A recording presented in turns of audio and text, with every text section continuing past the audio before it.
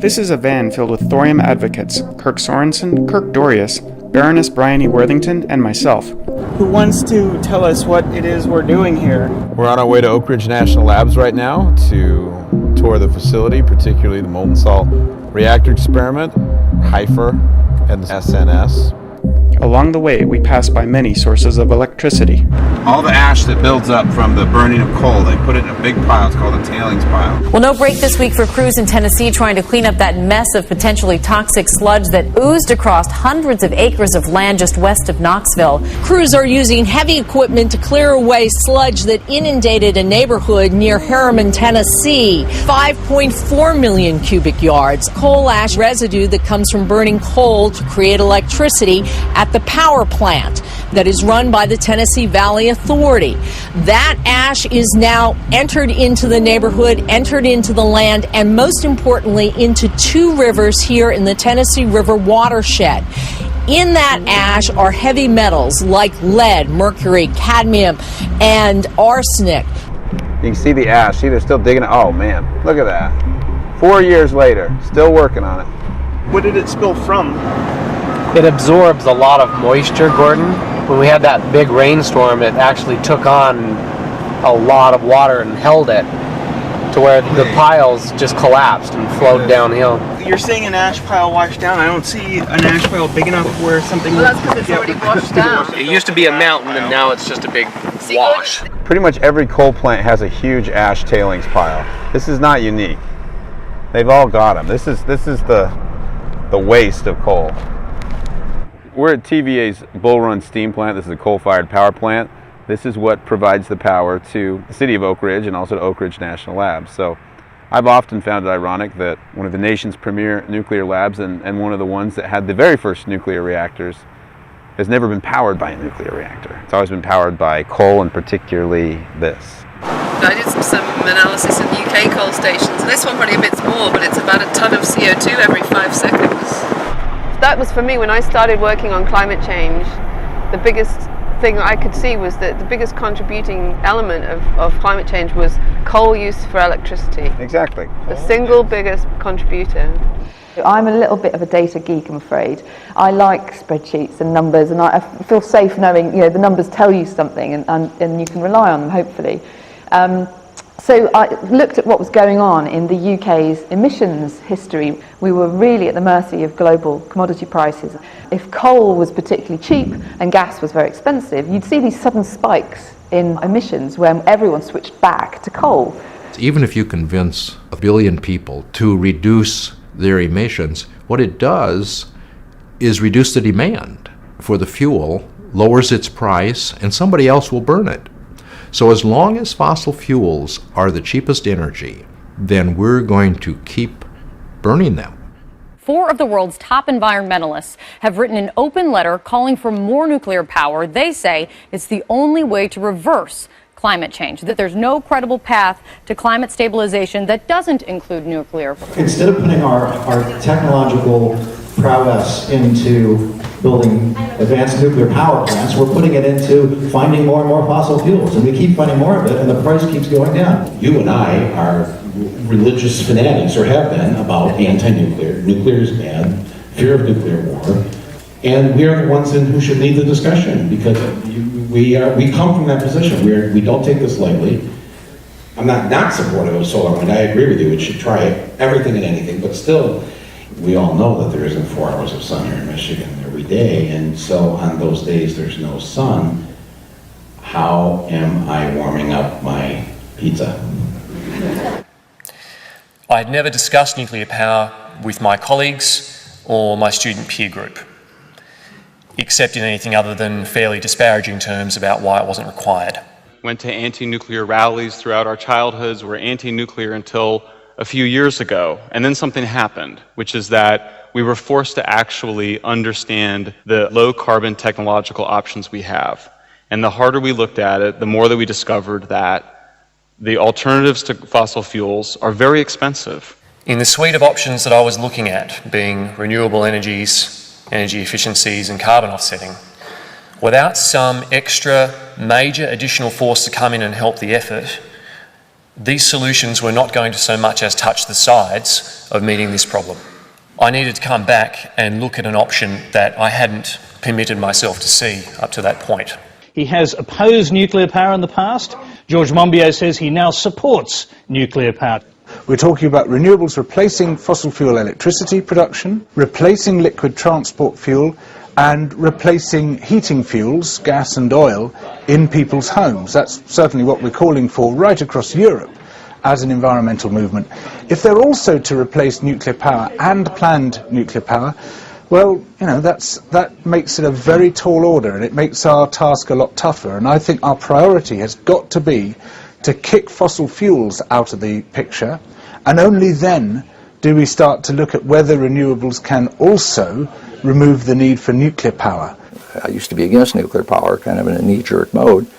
As I look through all of the details of the alternatives with coal, how nuclear actually works, the prospects of the next generation reactors that are coming along, looks to me like, in terms of climate and in terms of everything else, nuclear's a good thing to expand. It's obviously going to be just part of what we do about energy. I found out, first of all, that it is a zero-carbon power source, at least to the exact same extent that we regard renewable energy sources as a zero-carbon power source. This has been repeatedly assessed and demonstrated. I thought the opposite. I was wrong. I can't say this is an enormous road to Damascus thing because I never put much thought into it initially. It was just, if you're involved in a movement, you don't question all of the tenets of the movement. I mean, why would you bother? I'd been instinctively anti-nuclear. Only about 4 years ago, I'd heard about an alternative form of nuclear that was safer and more sustainable. Nuclear has no emissions. If we could have some of the other problems solved, then that's a potentially big part of the solution to climate change. I'm just wondering if you're aware of the wind and solar, Mark Jacobson articles. The global plan is $100 trillion, and that assumes dramatic reductions in global energy use over the next few years. Massive ramping up of hydroelectric power. Massive ramping up of a lot of things that environmentalists would disapprove of. Plus, a total rebuild of the electric grid. I mean, it's not that it would not be possible, and I'm not disputing that. But it's just not going to happen. The whole point about why you arrive at nuclear is because all of the alternatives have problems attached to them, right? So in and of itself, it's got a purity and it's really exciting, but it's expensive and it's difficult. So why we haven't done as much of it as we might have done in the past is because we've always had alternatives that have been cheaper or easier to do. Or easier to externalize. Yeah, exactly. So with the coal, it's only cheap and easy insofar as the burden that it creates is being borne by the atmosphere and by it's sort of socialized amongst everybody. And if we actually took that into account, it wouldn't be cheap. The way the economics at the moment is set up, why would you do anything differently? The idea that the invisible hand of the market can efficiently allocate resources is flawed if the invisible hand is blind. Now, what blinds the invisible hand so that it cannot see the consequences of its own action? It is the externalities. It is the fact that the prices are not honest prices. Does the price of a barrel of oil reflect its cost? Of course not. It's $100 a barrel if it's a penny and you throw in the occasional Gulf War. And if the invisible hand is guided by dishonest prices, it cannot reach honest conclusions. So, how do you get the prices right? The legitimate role for government is to control and check externalities. Your best procedure is to try to impose a charge on the disposition of the garbage, rather than to try to regulate the details of how the garbage is disposed of. And we come to the idea of tax shifts as the available mechanism that an enlightened government could exercise. It could exercise its power of taxation and redress the dishonesty in the marketplace. You have a market now in pollution abatement. So the way the situation works in Europe at the moment is that we have made an intervention and we've placed a cap on CO2 emissions, and that's created a price for those emissions. So we've started to internalize that price. But of course, as soon as you do that, it damages coal and to a lesser degree gas, but it benefits nuclear and anything that's zero emissions, which is what it's intended to do. But then there are some environmentalists and green groups who really don't like the fact that nuclear therefore gets a sort of implicit subsidy. In Germany, for example, the green movement has been successful in winning the argument that we shouldn't do nuclear in response to climate change, and they've now shut down their existing reactors and cancelled any plans for rebuild, and are trying to hit their climate targets just on renewables and energy efficiency, with some gas as a bridging technology. It's an enormous achievement what they've done. They get 5% of their electricity from solar now, 27 gigawatts. It's an enormous amount of solar power they put in. If they'd spent that money on nuclear, they'd have a zero carbon economy by now. I believe that climate change is sufficiently serious that we have to have a pragmatic approach to it, not an ideological one. And I think most people's commitment to renewables is ideological, not pragmatic. It's because they believe there's something good about renewables. No president is going to turn out the lights. There has to be energy. If renewables aren't providing it, then it's been fossil fuels. Nuclear can be done anywhere, anytime. It operates 24/7. It pushes submarines around. This is not Jules Verne science fiction. This is real. So nuclear is a very flexible power source. Is it going to be the number one power source? The only power source? No, that's zealotry. I've lived in Kansas. I can picture wind turbines being in Kansas. I've lived in DC. I can't see that being a good market for wind energy because our greatest demand is when we have the least wind. There are going to be places where wind is more effective than not. There are going to be places where solar is more effective than not. And there's going to be places that's going to need a lot of nuclear. My point is that the environmentalists, those who care about climate change, need to engage in and open their mind and accept nuclear energy and actually support it as part of a panoply of zero carbon energy sources. And at the moment, the leadership of the environmental organizations are implacably against it. When you have decent discussion, people are generally open to it. The hardest part is the organizations. When you try and talk to NEI or a Union of Concerned Scientists, their members might like what you're saying, but the management, their jobs depend on funding their core message. Sierra Club members are trying to get the club to just evaluate and reevaluate their existing nuclear policy. If they admit that they made a mistake in 1986 in going anti-nuclear, they kind of risk their own continuing as directors. The United States has reduced its greenhouse gas emissions more than any other country in the last 5 years. In fact, we've reduced our greenhouse gas pollution to levels not seen since 1992. And the reason for that is that we're accumulating huge inventories of clean energy. That's absolutely not true. What's displacing coal is natural gas, not renewables. It would be nice if wind and solar was displacing coal. It's simply not true. This is Sizewell B. It produces 4/10 of a light bulb of power for every person in Britain. That's more than all the wind farms in Britain today. If you don't like nuclear, every Sizewell you want to get rid of, you need an extra 2,000 wind turbines. Well, it makes me pretty angry if people are anti-wind and anti-nuclear and anti-coal. It just doesn't make sense. What do they want to have happen when they switch the light switch on?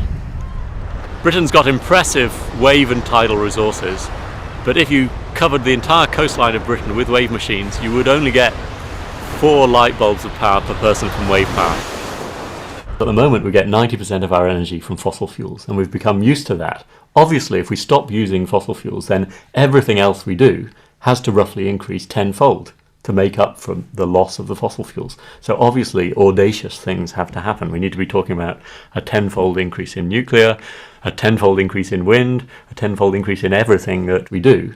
Bill Gates, President Obama, Jeffrey Sachs, Richard Branson, Paul Allen, Nathan Myhrvold, the world's leading climate scientists, all saying we need nuclear energy because we can't bet the planet on solar, which provides 0.1%, and on wind, which is totally dependent on federal subsidies. That is a very dangerous bet. The response that they've gotten is just rejection out of hand. We know that the solutions to the climate crisis lie not in nuclear power, but in renewable energy, in energy efficiency, in solar and geothermal and wind and all those things that are already invented, but which the status quo powers that be want us to think are too difficult to attain. I know that our policy is very simple to understand, no nuclear. Is there more nuance demanded there because great concerns about nuclear energy can be addressed? You only have a limited amount of money. You want to reduce greenhouse gases, so you want to apply the dollars in ways that reduce greenhouse gases the most while creating the most employment possible for that investment. A promotional piece from one of the big windmill producers that's bragging about how much material goes into each windmill. Oh, look at how many people will need to create this huge amount of concrete and this huge amount of steel and this huge amount of carbon composite with petrochemical sealants and plasticizers. People will have to change the oil out of the gearboxes. So these things will require constant maintenances. These are essentially jobs producers.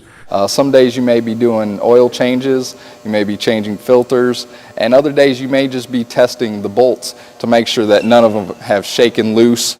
A typical 1 gigawatt nuclear plant is maybe a third of a square mile, and a 1 gigawatt solar powered plant is about 25 square miles of bulldozed desert. So I'm all for solar on rooftops, but to imagine that there's no hard trade-offs is an illusion. Wind, like solar, is an actually relatively dilute source of energy. Typically, to get 1 gigawatt of electricity is on the order of 250 square miles of wind farm. We've been here before, back in the 50s and 60s when, again, in California, we had a lot of hydroelectric dams coming in, and the Sierra Club said this is unacceptable. The Sierra Club said nuclear power is better than dams. Then they changed their mind about that, but actually I think they were right the first time. It's very capital intensive. It takes a long time to build a reactor, and for the dollar invested, you reduce very little carbon compared to things like a dollar invested in energy productivity improvements, energy conservation. So there's this idea that through energy efficiency, we can reduce the amount of energy. It's all about scaling back. There's going to be 9 billion of us pretty soon. We're not going anywhere. We're not going to be retreating. The reality is we're going to keep encroaching. Start with energy efficiency. Put aside everything else. Yeah. We've become more energy efficient over the last 200 years, Ralph. If you look at the energy studies over 200 years, energy intensity has declined, meaning we get more units of GDP per unit of energy. The last 200 years, that's a long-term trend, and over that same period of time, our energy consumption increases. Now, what are you going to do? Tell the 1.3 billion people in the world who burn wood and dung for their energy that they need to become more energy efficient? They need electricity, Ralph. They need baseload grid electricity, and it's going to come from, it's either going to come from fossil fuels or it's going to come from nuclear. Do you realize what the national security aspects of nuclear power Absolutely. is? Do you have any idea how tempting a target? Look, there was an attack actually on a nuclear power plant with a bazooka. It was by Greens in Germany. Improve technology. Don't say no nuclear power. Say better nuclear power. The climate scientists who wrote that letter, or myself, nobody is advocating building 1970s era nuclear reactors. We are excited about the next generation reactors that can be produced in factories, on assembly lines, all technology, an iPhone and wind turbines, solar panels, pocket calculators. The cost comes down dramatically. The reason nuclear power is expensive right now is we haven't been building it. I think it would unleash a lot of human potential that's currently not being fully fulfilled. Standard of living does correlate quite well with access to energy. Throughout her life, she had been heating water with firewood, and she had hand-washed laundry for 7 children. And now she was going to watch electricity do that work. There's a great talk on TED by Hans Rosling, how women, having in the 50s when they started to have washing machines, became suddenly hugely more productive. To my grandmother, the washing machine was a miracle. Washing clothes is a really unproductive task. It's just repetitive. You have to keep doing it. You're not creating anything that's sustaining anyone really. It's just time wasted. So 2 billion have access to washing machine, and the remaining 5 billion, how do they wash? Or to be more precise, how do most of the women in the world wash? They wash like this, by hand. It's a hard, time-consuming labor which they have to do for hours every week. And sometimes they also have to bring water from far away, or they have to bring the laundry away to a stream far off. And they want the washing machine. And there's nothing different in their wish than it was from my grandma. Look, 2 generations ago in Sweden, picking water from the stream, heating with firewood and washing like that. They want the washing machine in exactly the same way. But when I lecture to environmentally concerned students, they tell me, no, everybody in the world cannot have cars and washing machines.